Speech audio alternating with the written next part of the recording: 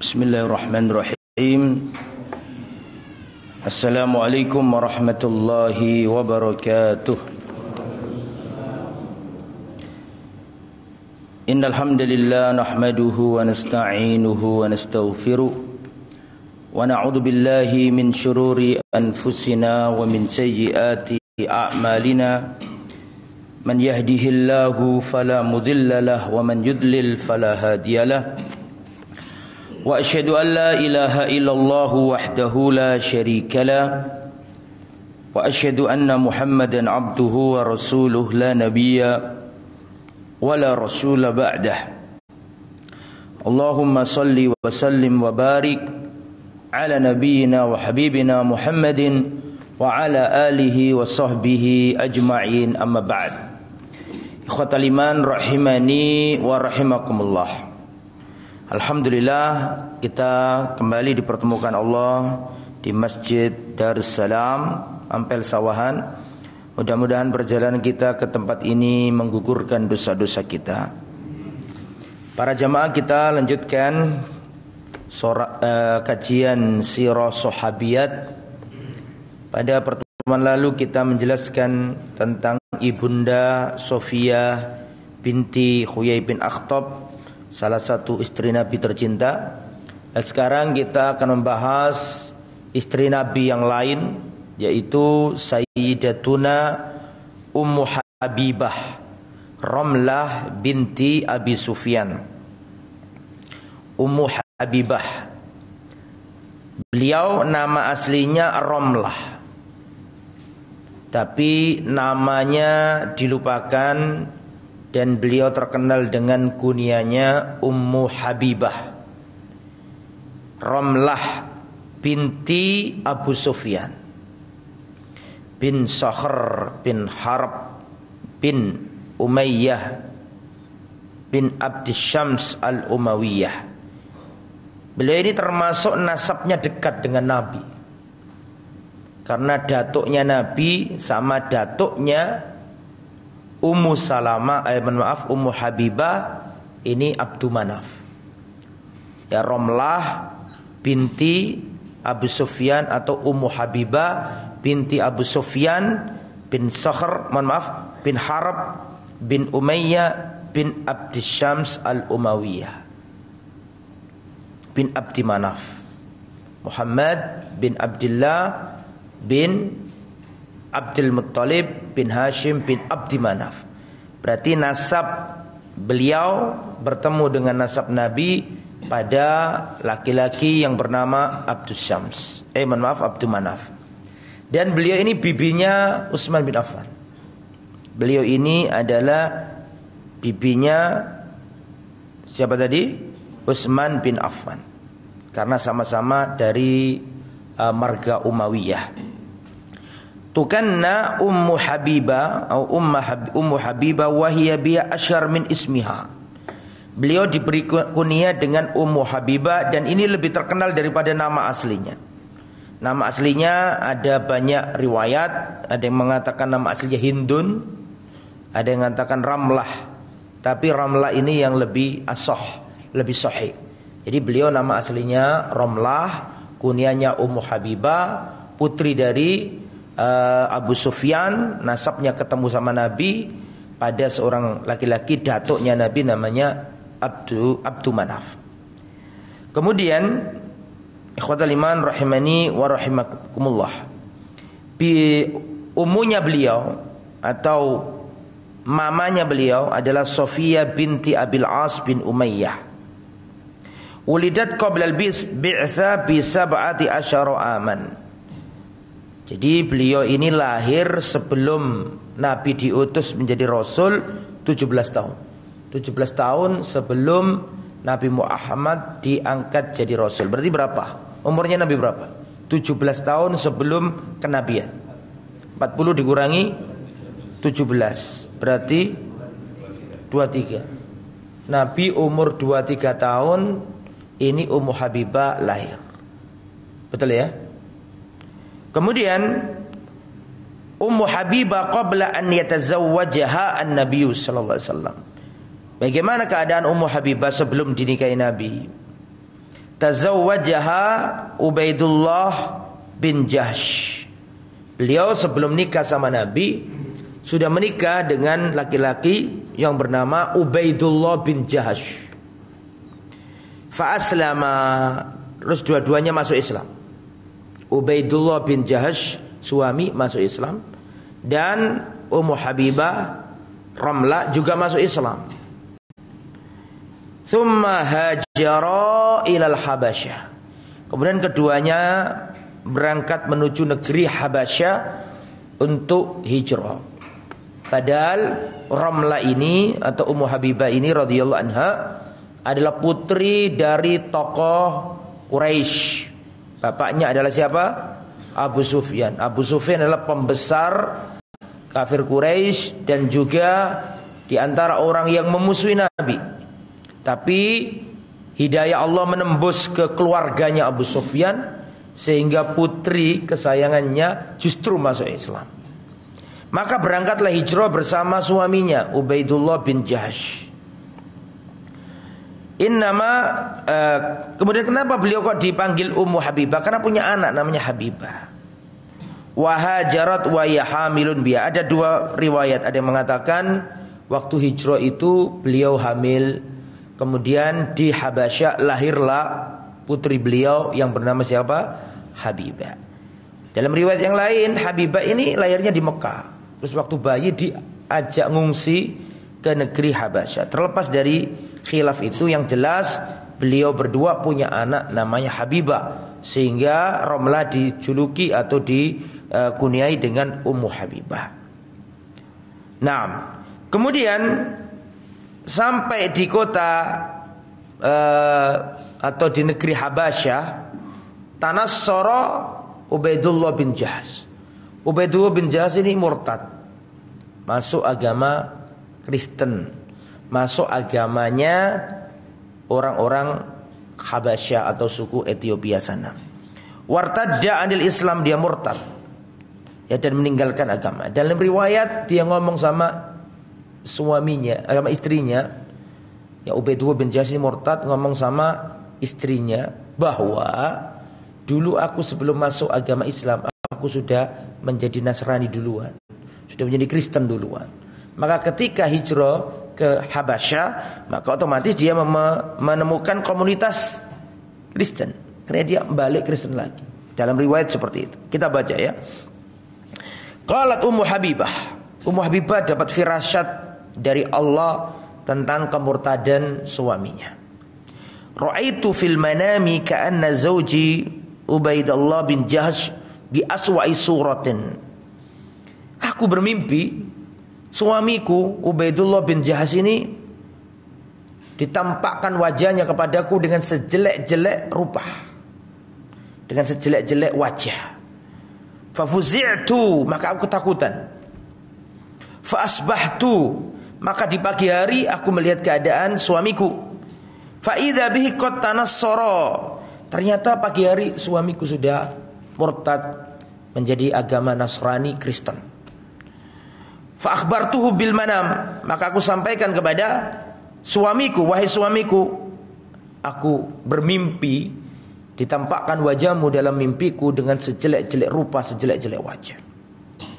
Kemudian dia mengaku bahwa saya sudah menjadi agama Nasrani, dan setelah itu dia minum minuman keras terus sampai akhirnya wafat, sampai akhirnya mati dalam kemurtadan.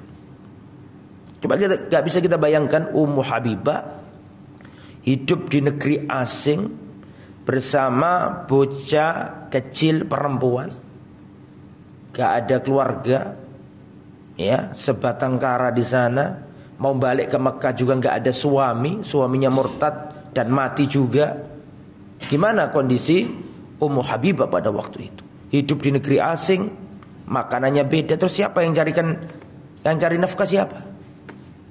Wong hidup di negeri sendiri aja, kalau sudah berkeluarga gak ada suami, pontang-panting cari nafkah. Apalagi ini sudah janda, suaminya murtad, hidup di negeri asing, bahasanya beda, lingkungannya beda, cara cari duitnya beda, bingung. Luar biasa.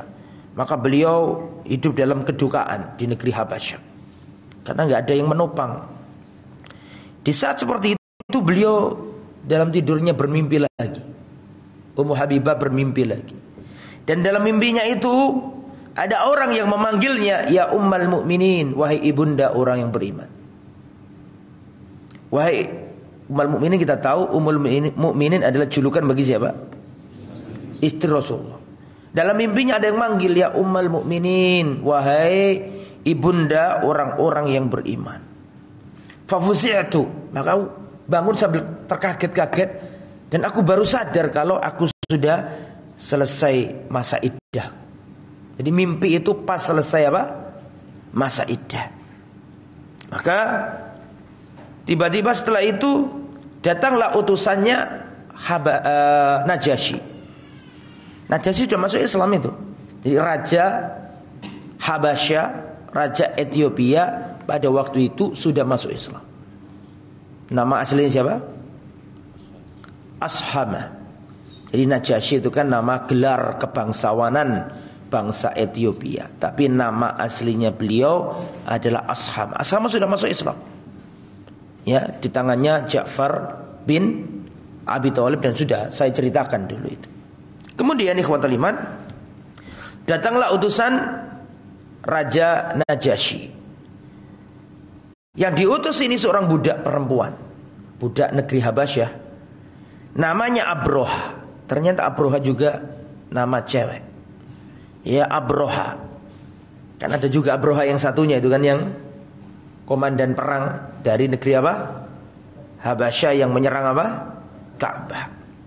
Faqalat innal malik yaqulu laki, sesungguhnya rajaku mengutus aku untuk menyampaikan kepadamu bahwa Rasulullah sallallahu alaihi wasallam mengirim surat kepada rajaku untuk apa? Menikahkan dirimu dengan Rasulullah sallallahu alaihi wasallam. Maka otomatis ini kabar gembira luar biasa. Orang kalau jadi ahli bait, jadi istrinya Nabi, ya dapat doa terus, Allahumma sholli ala Muhammad wa ala ali Muhammad, terus sepanjang masa. Maka senang gembira, saking gembiranya siapa namanya? Ummu Habibah, karena dapat kabar gembira dari budak wanita ini, Jariyah ini, bocah ya. Akhirnya pada waktu itu Ummu Habibah mengambil gelangnya yang terbuat dari perak, gelang kaki, dikasihkan ke budak ini, saking senangnya. Enggak punya apa-apa. Aku enggak punya apa-apa. Aku hanya punya ini. Maka dikasihkan, saking senangnya Ummu Habibah. Kemudian pada waktu itu ikhwatul iman rahimani wa rahimakumullah, Raja Najasyi memerintahkan budak tadi untuk mengabarkan kepada Ummu Habibah untuk mengutus siapa walimu di negeri ini. Apakah kamu kerabat? Apakah yang ngungsi ke negeri Habasyah itu juga masih ada kerabatmu? Ternyata ada. Namanya Khalid bin Sa'id ibn al-As ibn Umayyah. Masih saudaraan atau sepupu begitu. Sama siapa tadi? Sama Ummu Habibah. Nah, tepat ini jadi walinya kan begitu. Maka akhirnya datanglah siapa? Najasyi. Kemudian Najasyi berkata, di situ ada walinya Ummu Habibah, namanya Khalid bin Sa'id ibn al-As ibn Umayyah. Masih satu marga sama siapa? Ummu Habibah, satu fam. Jadi bareng. Kemudian suruh Rasulullah, Raja Najasyi juga menyuruh Ja'far bin Abi Thalib untuk datang. Karena Ja'far kan kayak ketua rombongan begitu gitu. Ketua rombongan para pengungsi atau orang yang hijrah dari Mekah ke Habasyah. Ketika kumpul semuanya, Najasyi pidato.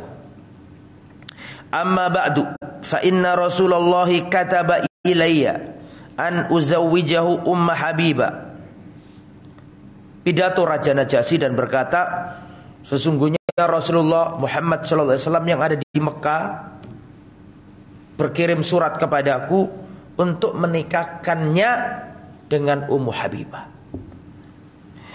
Maka dibantu sama Raja Najasyi, dikasih mahar. Maharnya banyak. arba'at raja kok. Ya wajar lah ya, raja. Akhirnya dikasih mahar mi'ad dinar. 400 dinar. Satu dinarnya itu 4,25 gram emas murni. Kalau 400 dinar berarti berapa? Berarti 4,25 kali 400. Ketemu berapa? 1.700 gram. 1.700 gram itu sama dengan 1 kilo 7 on, betul? Betul tak itu? Bayangkan 1 kilo 7 on emas, bukan onde-onde ya. Emas. Berarti 1.700 gram. 1.700 gram. Sekarang berapa 1 gramnya? Berapa? 900 anggaplah sudah. Kadang naik kadang turun, betul ya? 900 kali 1.700. Coba dihitungkan, kira-kira berapa itu maharnya Ummu Habib? Berapa? 1,5 M. Luar biasa. Wanita ini maharnya, atau beliau ini Ummu Habibah maharnya kurang lebih 1,5 M. Iya betul Mas? Betul? 1,53 miliar. Sangat banyak sekali. Maka ini dinar-dinar ini, emas ini dikasihkan di hadapan Khalid bin siapa tadi? Bin Sa'id bin Al-As sebagai walinya siapa? Ummu Habibah. Kemudian akhirnya sama Ummu Habibah ini dikasihkan ke wanita budak yang hitam tadi itu, dikasihkan khomsina dinar. Khomsina dinar. Ya wake khomsina dinar itu. 50 berapa? Dinar. 50 dinar dikasihkan ke budak yang ngasih kabar. Saking gembiranya Ummu Salamah. Kalau 50 dinar berarti 50 kali 4,25. Betul?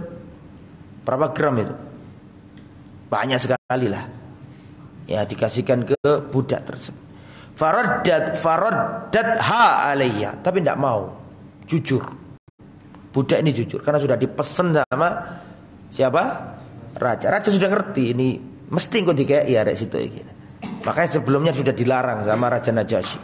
Ente kalau dikembaliin, dikasihkan ke ente enggak boleh ngambil. Dan Raja Najasyi ini orangnya anti suap. Tahu ceritanya?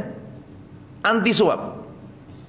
Waktu Rasulullah SAW masih ada di Mekah, lihat para sahabat ada yang ditindas, ada yang dipukuli, ada yang dibunuh, ada yang diseret-seret, ada yang dicemooh, ada yang dilempari batu, macam-macam. Rasulullah itu mikir tempat hijrah yang mana yang cocok. Ke Mesir, ke Madinah, ke Irak, ke Yaman, atau ke Syam. Ternyata bukan semuanya. Justru Allah ngasih wahyu Nabi Muhammad SAW kepada Nabi Muhammad agar sahabat-sahabatnya yang terintimidasi itu disuruh hijrah ke Habasyah, Ethiopia. Tidak hanya beda negara, beda benua. Betul apa ya? Sudah benua Afrika, nyebrang samudra loh. Coba kalau ke Mesir, coba kalau ke Syam, coba kalau ke Yaman, ke Irak, ke Madinah, nggak pakai nyebrang, nggak terpikirkan oleh manusia zaman itu. Tapi Allah ngasih wahyu ke Nabi Muhammad sallallahu alaihi wasallam untuk hijrah ke Habasyah, nyebrangi lautan. Ya, kata Nabi, aku ditampakkan atau Rasulullah mengabarkan hijrahlah ke negeri Habasyah. Rasulullah mengumpulkan para sahabat di tempat namanya tempat apa? Kok Darul Hijrah? Darul Arqam. Darul Arqam adalah tempat khusus yang dipakai oleh Rasul dan para sahabat berkumpul. Ketika di Darul Arqam itu, atau kurang lebih lah ya, karena sebelum terjadi hijrah itu Rasulullah sering kumpul di Darul Arqam. Rasulullah mengabarkan para sahabat hijrahlah ke negeri Habasyah. Karena di sana ada seorang raja yang tidak membiarkan kedoliman ada di negaranya. Raja yang adil, namanya Ashama atau Najasyi itu. Dan memang kenapa Najasyi ini kok mau menerima tamu dari Mekah, orang-orang yang terlunta-lunta kok diterima? Karena dia itu sudah pernah bernadar. Dulu waktu dia masih kecil jadi pangeran, itu ayahnya dikudeta. Ashama bin Najjar kalau nggak salah namanya, bin Abjar. Bapaknya itu raja dulu, tapi dikudeta oleh panglima, oleh menteri-menterinya, oleh panglima perang, sehingga rajanya ini kalah dan kerajaannya direbut oleh bawahannya. Ashama kecil pangeran ini dijadikan budak, dijual di pasar-pasar. Dia kehilangan kerajaannya dan kerajaan ayahnya. Tapi namanya raja, yang asli raja itu mesti punya loyalis, betul? Karena orang zaman dulu itu melihat raja itu kayak wakil Tuhan. Orang dulu ya, yang bukan Islam, menganggap bahwa raja adalah wakil apa? Tuhan. Jadi mereka itu ada sifat penghambaannya kepada raja.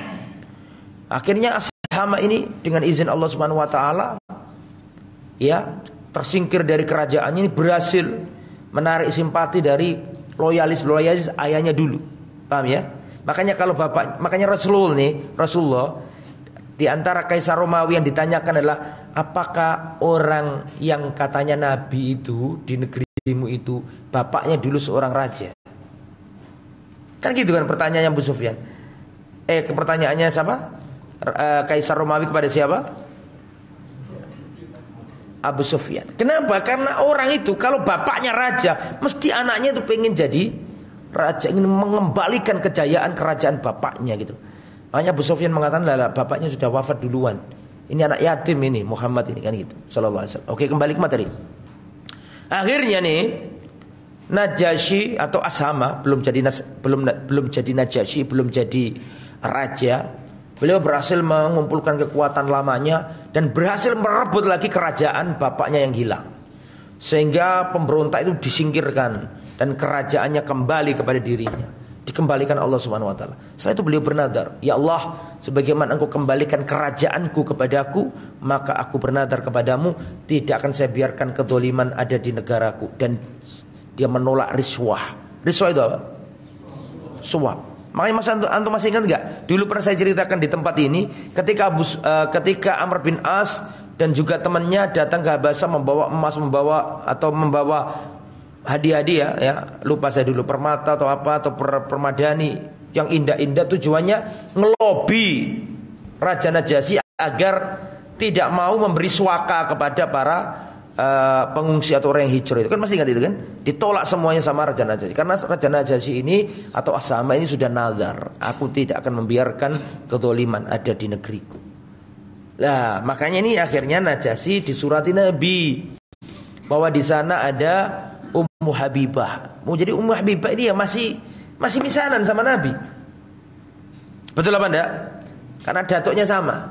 Ini Abdus Syams, ini Bani Hasim. Dulu kan sudah saya ceritakan bolak-balik, Abdul Manaf itu punya anak 4 yang terkenal. Hashim, Muttalib, Naufal, Abdus Syams. Jadi Abdus Syam, Hashim melahirkan Rasulullah, Abdus Syam melahirkan Ummu Habibah. Makanya nasabnya dekat nih. Ummu Habibah sama siapa?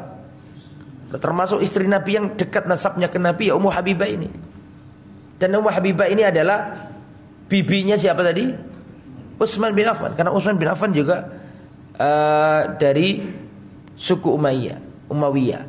Dan Ummu Habibah ini juga adalah mbakyunya Muawiyah, betul ya? Ummu Habibah ini mbakyunya siapa? Muawiyah. Nah. Kemudian ikhwatul iman rahimani wa rahimakumullah. Berarti juga Ummu Habibah ini ibunya bukan siapa? Bukan Hindun. Karena Abu Sufyan kan punya istri yang terkenal itu ya. Namanya siapa? Hindun. Berarti ini enggak. Berarti sama Abu Sufyan itu beda apa? Sama Muawiyah beda ibu. Tapi sama-sama bapaknya namanya siapa tadi? Abu Sufyan. Kembali ke materi.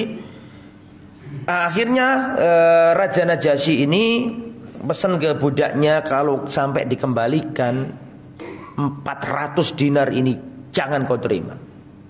karena ini memang untuk istrinya Rasulullah Shallallahu Alaihi Wasallam. Akhirnya tak berani budak ini.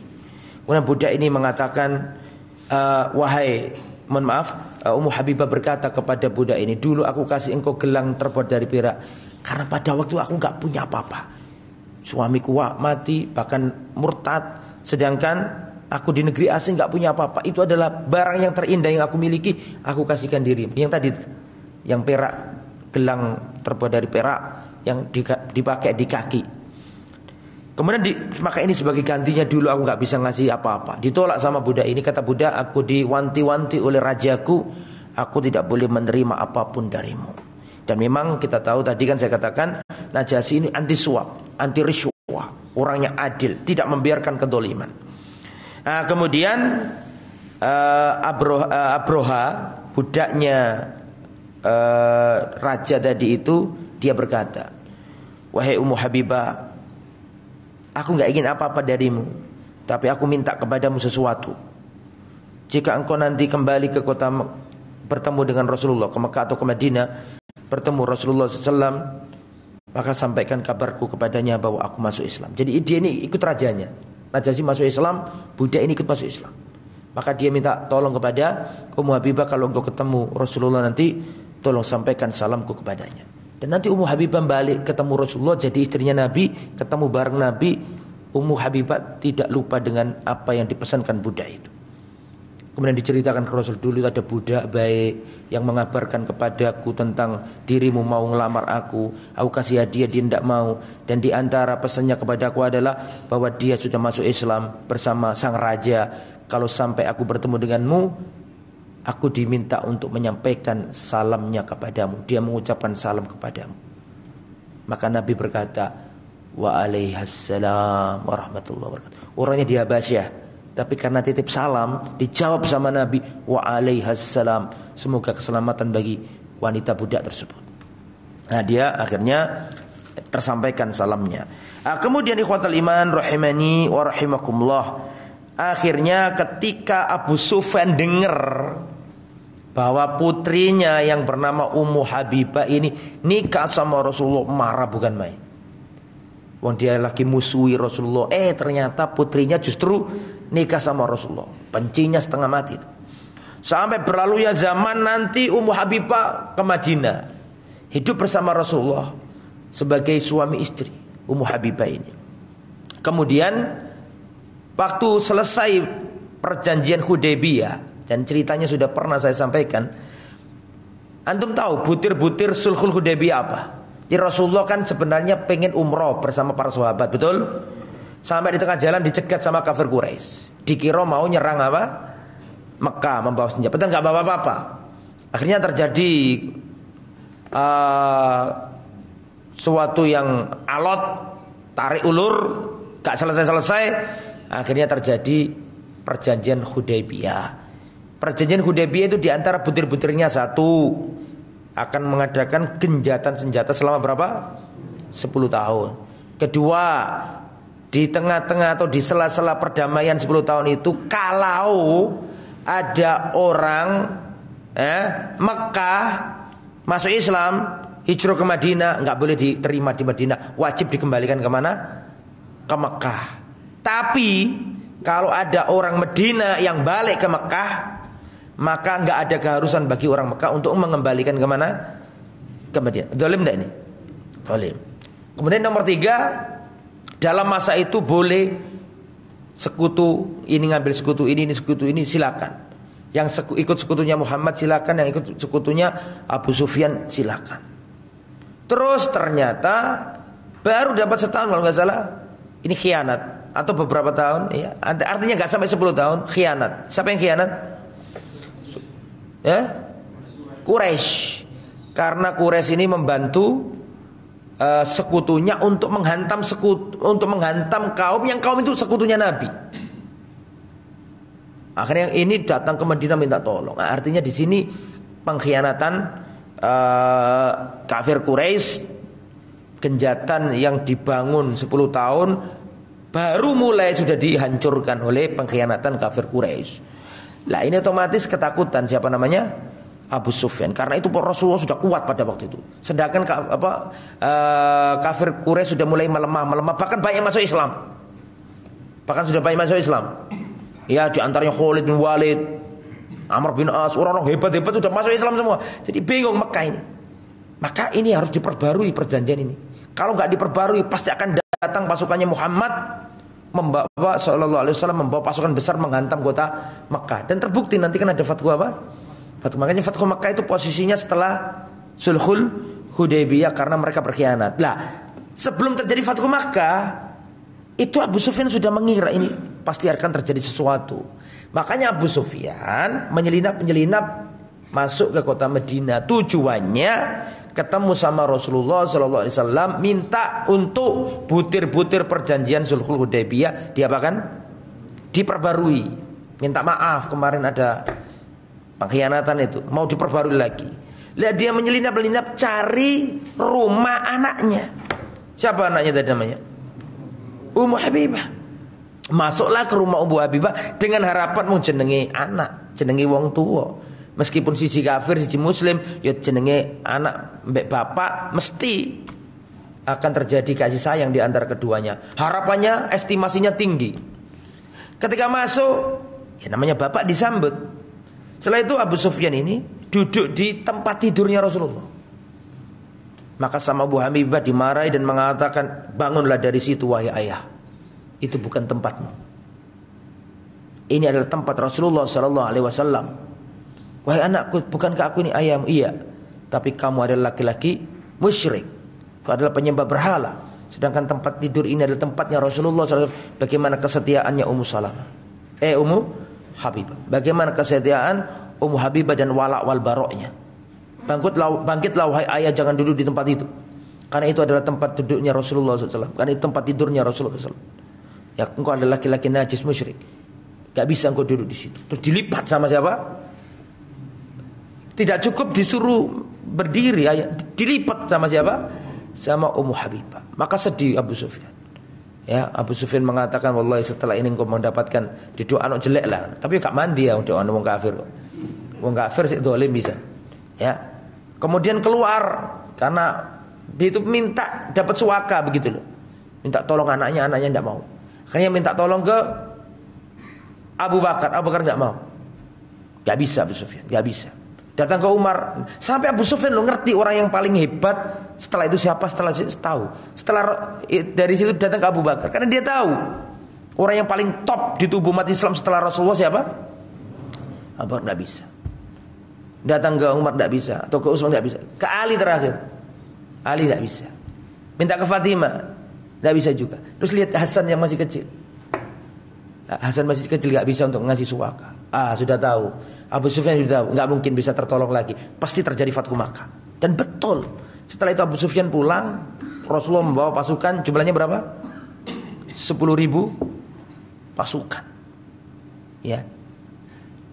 Waktu perang itu Abbas, waktu Rasulullah SAW berangkat ke Mekah, itu Abbas pamannya Nabi masuk Islam, mau berangkat ke Madinah. Sampai di tengah jalan ketemu pasukan Islam. Padahal niatnya hijrah sebenarnya Abbas itu. Tapi berhubung di tengah jalan ketemu Nabi, kata Rasulullah balik lagi. Jadi nggak jadi ke Madinah, balik lagi ke Mekah. Langsung ikut pasukan Islam. Terus Abbas ini ngomong, ya Rasulullah, Abu Sufyan itu orangnya pengen dengan apa? Kepemimpinan. Memang orangnya. Bani Umayyah itu orang-orangnya, pimpinan-pimpinan itu. Semenjak zamannya Nabi, nanti Nabi jadi Rasul, banyak panglima, orang-orang hebat itu dipilih dari Bani Umayyah. Memang orangnya, pinter ngatur gitu loh. Ya Rasulullah, Abu Sufyan itu orangnya itu pengen kalau dia itu ditetuakan begitu. Akhirnya Abbas mendatangi siapa tadi? Abu Sufyan, masuk Islamlah kamu. Sudah waktunya kamu itu masuk Islam. Terus dibawa ke Rasulullah SAW. Wahai Abu Sufyan, bukankah sudah tiba saatnya kau masuk Islam? Akhirnya masuk Islam. Abu Sufyan masuk Islam. Bu itu terpaksa, bukan terpaksa pada waktu itu, tapi nanti jadi Muslim dia. Nah, kemudian kata Abbas, dia ini senang dengan kepemimpinan. Akhirnya wahai Abu Sufyan, pulanglah ke Mekah, kasih tahu ke orang Mekah, barang siapa yang masuk rumahnya Abu Sufyan selamat. Barang siapa yang masuk Masjidil Haram selamat. Berangkatlah Abu Sufyan. Wahai orang-orang Quraisy, kalian gak mampu mengalahkan Muhammad dan bala tentaranya. Muhammad telah datang dengan pasukan yang kalian tidak akan mampu mengalahkannya. Barang siapa masuk rumahku, dia selamat, aman. Barang siapa masuk Masjidil Haram, selamat. Hindun marah. Jangan dengarkan omongannya orang tua ini. Lakin rumahmu itu berapa orang Mekah disuruh masuk rumahmu semua. Barang siapa masuk rumah Abu Sufyan, dia akan aman. Padahal Nabi itu tujuannya ngomong kayak gitu supaya untuk ngasih supaya Abu Sufyan itu merasa diorangkan begitu. Dan akhirnya masuk Islam Abu Sufyan nanti ya. Nah, kemudian ikhwatal iman, jadi di situ disebutkan bahwa bagaimana Ummu Habibah ini luar biasa membela Rasulullah sallallahu alaihi wasallam. Nah, kemudian menjelang wafat Ummu Salamah ini, Ummu Habibah ini memanggil istri-istri Nabi. Baik Ummu Habibah, ya, semua istri Nabi baik. Ummu Habibah ini manggil istri-istrinya Nabi yang lain. Di antara yang dipanggil adalah siapa? Aisyah. Aisyah berkata, "Da'atni Ummu Habibah inda mautiha." Ketika hampir wafat, Ummu Habibah itu manggil Aisyah. Faqalat, kemudian Ummu Habibah berkata, "Qad kana yakunu bainana ma yakunu bainad dharair." Wahai Aisyah, antara diriku dan dirimu ada sesuatu sebagaimana sesuatu yang terjadi antara diriku dan dirimu, wahai Aisyah, ada sesuatu sebagaimana yang biasa terjadi antara seorang wanita dengan para madu-madunya. Bisa dipahami ya? Wahai Siti Aisyah, ada sesuatu antara diriku dan dirimu sebagaimana terjadinya sesuatu itu antara wanita-wanita yang dipoligami. Maka tolong maafkan aku jika aku salah kepadamu. Maka kata Aisyah, maka aku halalkan semuanya dan aku memohonkan ampunan kepada Allah untuknya. Faqalat li, dalam riwayat yang lain dia mengatakan bahwa Ummu Salamah juga, mohon maaf, Ummu Habibah, sering salah ngomong ya. Ummu Habibah juga manggil istri Nabi yang lain, sama. Jadi kalau aku salah kepadamu, tolong dimaafkan. Beliau wafat pada tahun 42 Hijriah. Dari riwayat yang lain mengatakan 49 Hijriah. Macam-macam riwayat ini banyak ya. Macam-macam riwayat ini. Tapi yang disebutkan oleh Ibnu Hajar, beliau wafat pada tahun 42 Hijriah. Kalau 42 Hijriah berarti menjanda berapa tahun beliau? Rasulullah wafat tahun berapa? 11 Hijriah. Sedangkan Ummu Habibah wafat 42. Iya, 6. Jadi lama menjandanya. Kemudian di antara istri Nabi yang lain adalah Maimunah. Maimunah ini ceritanya tidak begitu panjang ya. Maimunah ini nasabnya, beliau adalah Maimunah bintil Haris al-Hilaliyah. Beliau ini adalah wanita terakhir yang dinikahi Nabi. Akhir imra'atin tazawwajahan Nabi. Wanita terakhir yang dinikahi Nabi. Karena Maimunah ini dinikahi Nabi waktu Fatu Makkah. Berarti kan menjelang wafatnya Nabi, betul? Atau haji wada. Jadi hampir Rasulullah wafat lah sudah. Ini wanita terakhir yang dinikahi Nabi, Maimunah bintil Haris. Maimunah ini punya saudari-saudari, semuanya hebat. Lubabah Kubra, Lubabah Sughra, Asma binti Umais. Asma binti Umais itu saudarinya Maimunah. Ya beda ayah tapi sama emak. Jadi ceritanya ini ada wanita sahabiat 4, emaknya sama. Lubabah Al-Kubra, Lubabah Sughra, Asma binti Umais, Ummu Fadl wa Salma. Nah ini adalah saudari-saudarinya Maimunah. Ummu Fadl adalah istrinya Al-Abbas. Ummu Fadl adalah emaknya Abdullah bin Abbas. Jadi Maimunah itu adiknya Ummu Fadl. Berarti Abdullah bin Abbas manggil Maimunah apa? Khalah, betul? Tante, betul, bibi. Kemudian saudarinya Maimunah yang lain Asma binti Umais. Beda ayah tapi ibunya sama gitu loh maksudnya. Asma binti Umais ini istrinya Ja'far bin Abi Thalib. Ja'far wafat, maka dinikahi Abu Bakar. Abu Bakar wafat, dinikahi Ali bin Abi Thalib. Jadi Maimunah ini punya saudari-saudari seibu yang hebat-hebat orangnya. Taib. Makanya Nabi dalam riwayat pernah mengatakan al-akhwatul arba'. Ada 4 wanita bersaudara. Maimunah, Ummu Fadl, Salma, dan Asma binti Umais. Ini wanita-wanita hebat, emaknya satu. Ya, meskipun ayahnya beda-beda. Kemudian ikhwatal iman, Maimunah ini khalahnya Abdullah bin Abbas dan juga khalahnya Khalid bin Walid. Makanya dalam riwayat Khalid bin Walid pernah sama Nabi, sama Abdullah bin Abbas di rumahnya Maimunah. Ternyata memang Khalid, terus kepada siapa tadi? Khalid sama Abdullah bin Abbas itu sama-sama ponakannya siapa? Maimunah. Baru ingat saya kalau dulu ada riwayat Rasulullah pernah sama Khalid bin Walid sama Abdullah bin Abbas di rumahnya siapa? Maimunah. Terus disuguhkan daging dhab. Ada riwayat seperti itu. Ngerti daging dhab? Dhab, iya, kadal gurun. Bukan biawak, tapi kalau biawak kan, biawak itu pemakan bangkai, predator, gitu, kotor dan seterusnya. Tapi kalau dhab ini dia nggak suka, dia ini herbivora, jadi makan daun-daun. Daun itu dimakan sama dia. Diternak, antum lihat di YouTube itu. Ternak dhab, dikasih makan rumput-rumput. Kayak kadal dan enggak suka air. Makanya orang Arab itu suka di padang pasir ada leng, ngerti leng ya? Apa? Lubang-lubang itu. Ya, dikasih air, nanti dhab mesti enggak kuat, mesti akan keluar karena dhab enggak suka air. Beda dengan nyambe, kalau nyambe justru suka air. Dan nyambe ini makan dhab. Nyambe, kok jadi nyambe? Biawak itu justru makan apa? Makan dhab. Jadi dulu kita ngaji kitab Subulus Salam Bulughul Maram waktu saya di Paciran di Karangasem Muhammadiyah sana, kita belajar itu teman-teman saya itu karena dulu kita nggak ngerti ya, nerjemahkan dhab ya apa? Biawak. Terjemahkan dhab itu kita terjemahkan biawak. Jadi di belakangnya pondok itu kalau hujan kan ada aliran sungai itu banyak nyambeknya, diburu sama anak-anak pondok, terus disembelih dimakan. Gara-gara baca kitab Bulughul Maram. Ternyata beda ya, biawak itu justru, biawak itu ada bahasa Arabnya sendiri. Bahasa Arabnya adalah al-warol.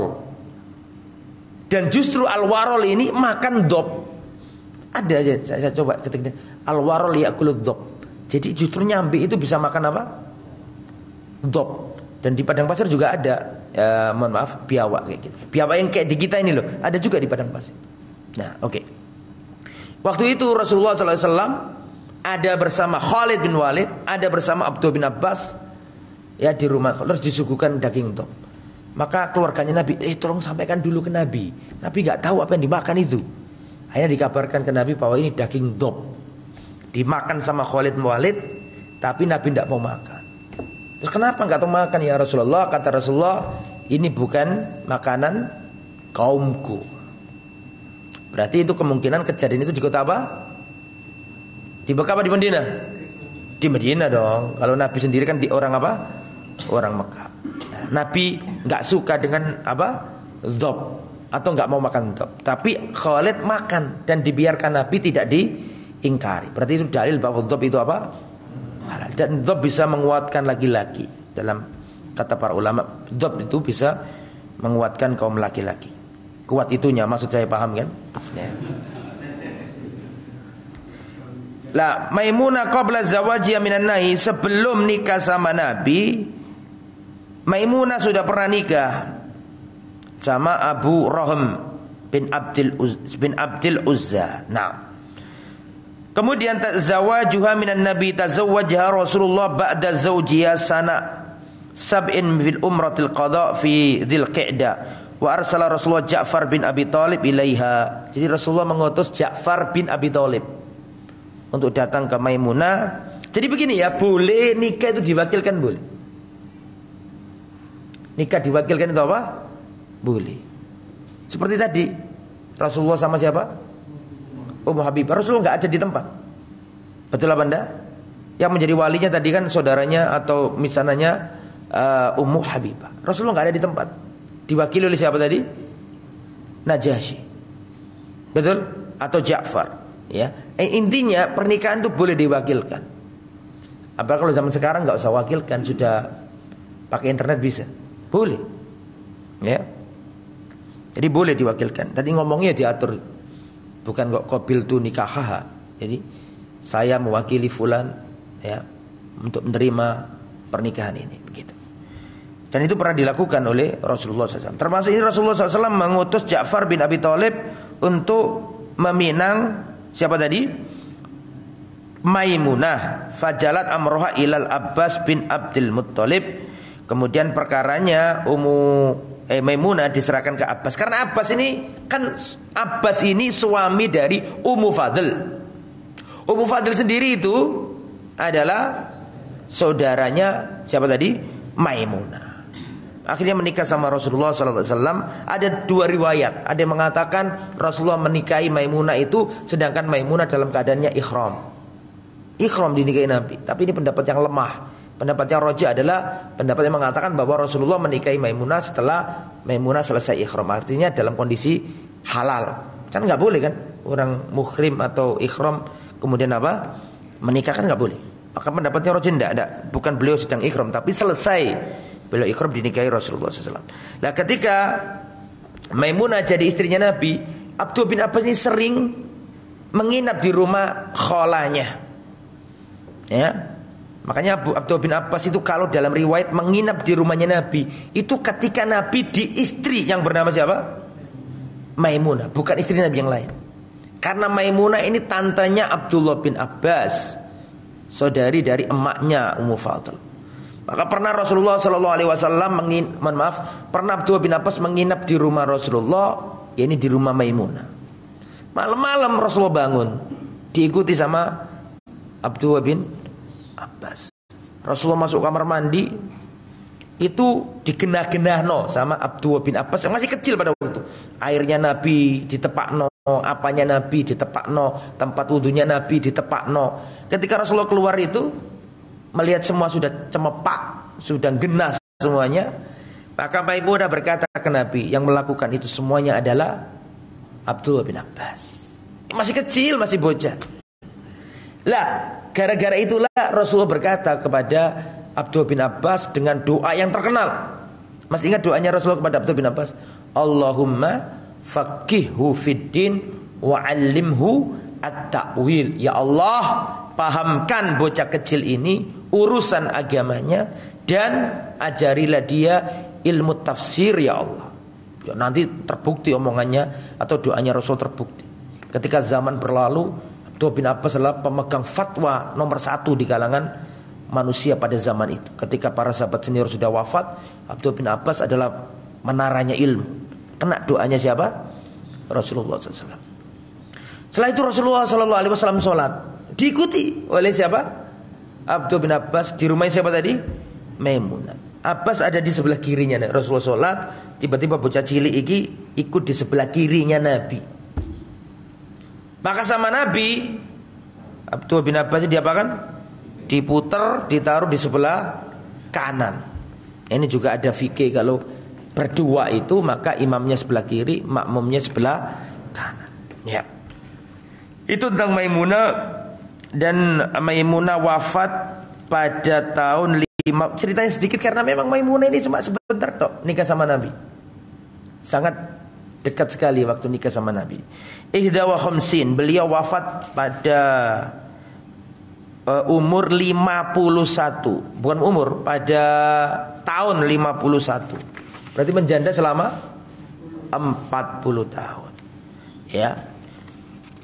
Kemudian ikhwatal iman rahimani wa rahimakumullah. Ini ada ceritanya Maria. Kalau Maria ini agak panjang, maka agak bisa sekarang, ya.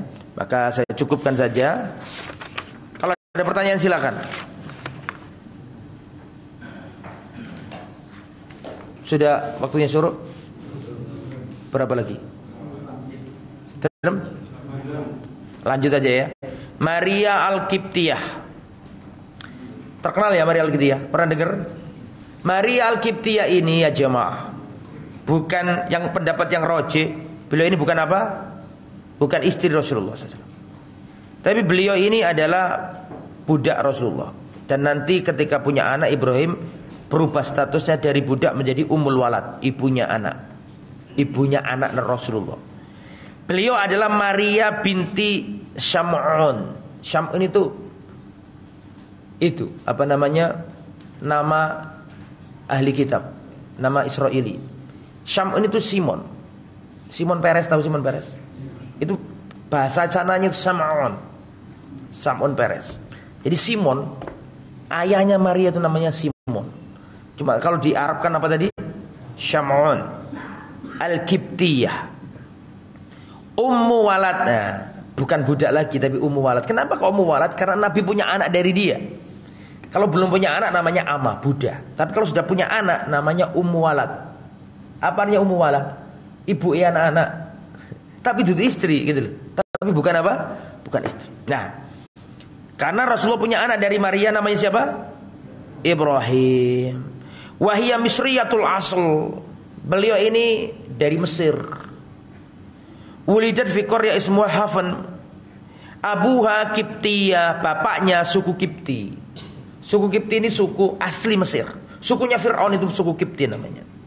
Ya, sukunya Fir'aun itu suku Qibti namanya. Sebelum ditaklukkan kaum Mesir. Kalau sekarang Mesir jadi Arab, betul toh?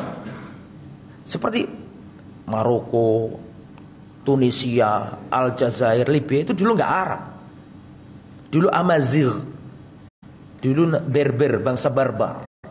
Terus ditaklukkan sama sama Islam, kaum muslimin, para sahabat. Kemudian mereka jadi Arab semua. Sampai sekarang ngomongnya Arab, Afrika Utara Arab semua. Afrika tapi kulitnya nggak hitam, betul? Oke. Ya, Maria ini Qibti ya, sukunya suku Qibti. Bapaknya seorang Masihiyah Rumiyah.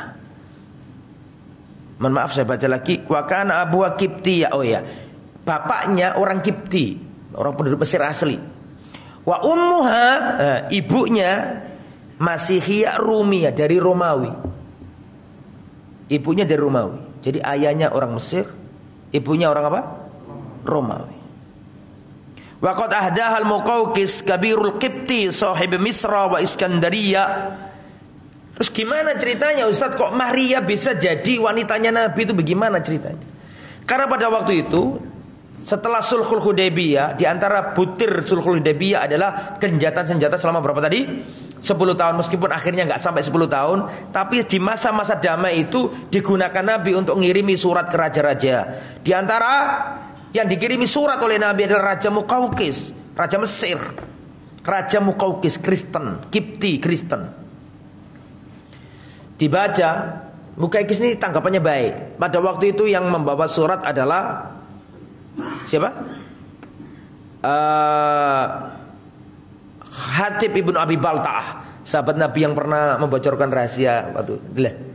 Hatib ibnu Abi Balta'ah yang bawa surat. Beda dengan Persi, langsung disobek-sobek. Kalau ini enggak, dimuliakan. Aku tahu Nabi akhir zaman itu muncul, aku tahu. Tapi dalam keyakinan kami bukan dari bangsa Arab, dan juga bukan dari bangsaku, tapi dari bangsa apa? Israel, Bani Ya'qub. Makanya nggak bisa iman sama nabimu. Tapi dimuliakan. Tapi dia yakin bahwa Nabi akhir zaman ada. Akhirnya Rasulullah SAW dikasih Maria. Maria itu kan bahasa mereka. Bahasa kita kan sebenarnya kan Maryam, ya kan? Dikasih Maria, dikasih Sirin, perempuan juga namanya Sirin. Terus dikasih Bighal. Bighal itu percampuran antara keledai dengan kuda, namanya Duldul. Terus dikasih khimar, namanya Ufair. Ya. Dan lain-lain. Ada juga apa namanya pakaian dan seterusnya mungkin. Kemudian dibawa oleh Hatib. Hatib bin Abi Balta ini membawa hadiah itu. Hadiah itu manusia. Hadiahnya itu loh manusia. Dibawa ke Madinah. Singkat kata Maria diambil Nabi. Dan Maria ini cantik. Diterangkan di sini wa kanat Maria tu bayda jamilah. Ya, Maria itu orangnya rupawan dan putih. Enggak salah, ibunya adalah apa? Rumiyah, orang Romawi. Kemudian ikhwatul iman, Maria diambil Nabi, Sirin dikasihkan Hasan bin Sabit. Sahabat Nabi yang mulia, Hasan bin Sabit, penyairnya Nabi. Sirin dikasihkan Hasan bin Sabit. Kemudian Duldul dipakai Nabi. Jadi sudah sering saya ceritakan kan, Duldul. Umurnya panjang Duldul. Sampai Rasulullah wafat Duldul masih hidup. Diganti Abu Bakar sampai Abu Bakar wafat Duldul masih hidup. Diganti Umar bin Khattab sampai Umar wafat Duldul masih hidup. Diganti Utsman sampai Utsman terbunuh Duldul masih hidup. Diganti Ali bin Abi Thalib sampai wafat Duldul masih hidup. Diganti Hasan sampai zamannya Muawiyah bin Abi Sufyan jadi khalifah baru Duldul wafat rahimahullah. Umurnya panjang. Duldul ini suka dinaikin Nabi kemana-mana dulu waktu hidup Rasulullah. Sama seorang budak namanya Makbur dibawa aja. Kemudian ikhwatul iman rahimani wa rahimakumullah, ketika datang Maria ini cemburunya Aisyah luar biasa. Ditaruh di rumah sahabat, ditaruh di rumah sahabat namanya Harisah binti Nu'man. Bolak-balik Rasulullah temui Maria. Cemburunya Aisyah luar biasa. Hafsah cemburu. Yang dalam riwayat yang bikin Hafsah lebih cemburu lagi dan marah karena tanpa sepengetahuan Hafsah Maria diajak ke rumahnya Hafsah. Ya. Maka cemburu luar biasa. Dan Rasul sering mengunjungi Maria ini. Ya, sampai Maria ini punya anak. Tambah cemburu lagi. Istri Nabi cemburu semuanya. Karena tidak ada yang punya anak. Dari siapa? Rasul sallallahu alaihi wasallam. Kecuali Khadijah yang enggak usah kita bahas, sudah wafat beliau. Cemburu semuanya. Ya, kemudian ada kabar tidak enak. Kabar tidak enak ini muncul dari orang-orang munafik bahwa itu bukan anaknya Muhammad yang dikandung oleh siapa? Maria. Buktinya itu istrinya Nabi yang lain enggak punya anak, kok Maria punya anak. Ojo iki anak wong lanang sing digawa kemarin. Karena ada riwayat, ya, ada seorang wanita ada seorang laki-laki dari Kipti, dari Mesir kan, mengunjungi rumahnya siapa? Maria ketika tidak ada Rasulullah SAW. Maka Rasulullah SAW menyuruh Ali, wahai Ali, bawa pedang ini dan kejar orang itu. Sudah mau dibunuh sama Ali. Ternyata itu orang yang sudah dihis, dia apa? Dikebiri. Zaman dulu kan gitu, Pak. Yang jadi pelayannya apa? Permaisuri, danyang-danyang. Itu enggak boleh orang yang bisa berdiri, harus dikebiri. Termasuk itu terjadi di Cina. Di Cina juga gitu. Ya, para Kasim itu dia apa kan? Ngerti Kasim teman-teman? Kasim itu kayak pembantu kaisar gitu loh, yang ngeladeni rumah tangganya kaisar. Itu dihisi, dikebiri. Supaya dia bisa masuk ke wanita-wanita. Dia enggak bisa tegang, dikebiri kok. Lah ternyata wanita laki-laki yang katanya itu anaknya siapa tadi? Bukan anaknya Rasulullah itu. Ternyata laki-laki itu tidak ada masalah karena itu laki-laki yang diapakan? Dikebiri. Dan memang Ibrahim adalah putranya Rasulullah. Punya anak namanya Ibrahim. Rasulullah cinta luar biasa sama Ibrahim. Ibrahim ini dicintai Nabi, dimet-met sama Nabi. Ngerti dimet-met, disayang-sayang sama Maria juga. Karena ini anaknya Rasulullah SAW. Sampai dalam kurang lebih umurnya Ibrahim ini 11 bulan mulai sakit. Ibrahim tersengal-sengal, ditunggu sama Nabi sambil Nabi nangis. Ya, terus akhirnya wafat Ibrahim dan Rasul sedihnya luar biasa. Ya, kami tidak akan mengucapkan sesuatu kecuali yang diridhoi Tuhan kami. Fa inna bi firaqika ya Ibrahim la mahzunun. Sungguhnya kami sangat berduka wahai Ibrahim dengan kepergianmu. Akhirnya wafat Ibrahim ini. Lah Maria Al-Qibtiyah ini kita baca dulu. Maria Al-Qibtiyah ini wafat tufiya ibnu wa min Rasulullah fi hayatiha wa hayatihi. Ya, betul. Pada waktu itu umurnya si Ibrahim tadi ketika wafat 11 bulan, ya. Kemudian Nabi mengatakan innal aina tadma, air mata jatuh, wal qalbu yahzan, hatiku berduka, wala naqulu illa ma yurdi rabbana, tapi kami enggak berucap kecuali yang mendatangkan keridhaan Tuhan kami. Sesungguhnya kami dengan kepergianmu wahai Ibrahim termasuk orang-orang yang berduka cita. Kemudian ya disebutkan wafatnya beliau, ya. Saya baca dulu. Matat Maria ba'dan Nabi bi khamsi sinin. Maria ini wafat setelah Rasulullah kurang lebih 5 tahun. Berarti 16 Hijriah. Ya. Wa shalla 'alaiha bil baqi, dan disolati Umar bin Khattab. Fakana Umar yakhsyurun nas li syuhudiha.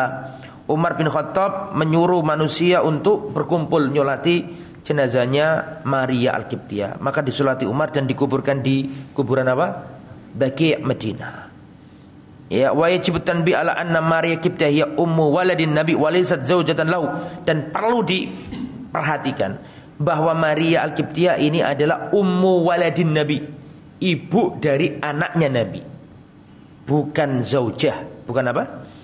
Bukan istri. Fakana innama yata'uha bimilkil yamin la bizawat. Sehingga dulu Rasulullah mengumpulinya bukan karena pernikahan, tapi karena milkul yamin, karena beliau statusnya budak, ya. Sebelum punya anak, kemudian punya anak jadi apa? Ummul walad. Itu yang bisa disampaikan. Kayaknya kita sudah selesai ya kitab ini. Yang penting istri-istri Nabi. Istri Nabi yang siapa yang belum dijelaskan? Juwairiyah ya yang belum ya. Sudah belum Juwairiyah? Ya masih. Setelah itu kita ganti kitab insyaallah. Juwairiyah belum, saya kasih tanda. Zainab binti Jahash. Iya, berarti yang belum adalah siapa tadi? Juwairiyah. Mungkin besok insyaallah Juwairiyah, kemudian Asma binti Abi Bakar, kemudian juga Asma binti Umais. Mungkin 3 itu yang karena termasuk yang sering disebutkan dalam sejarah wanita ini. Insyaallah semoga dimudahkan. Subhanakallahumma bihamdika asyhadu an la ilaha illa anta astaghfiruka wa atubu ilaik. Wassalamualaikum warahmatullahi wabarakatuh.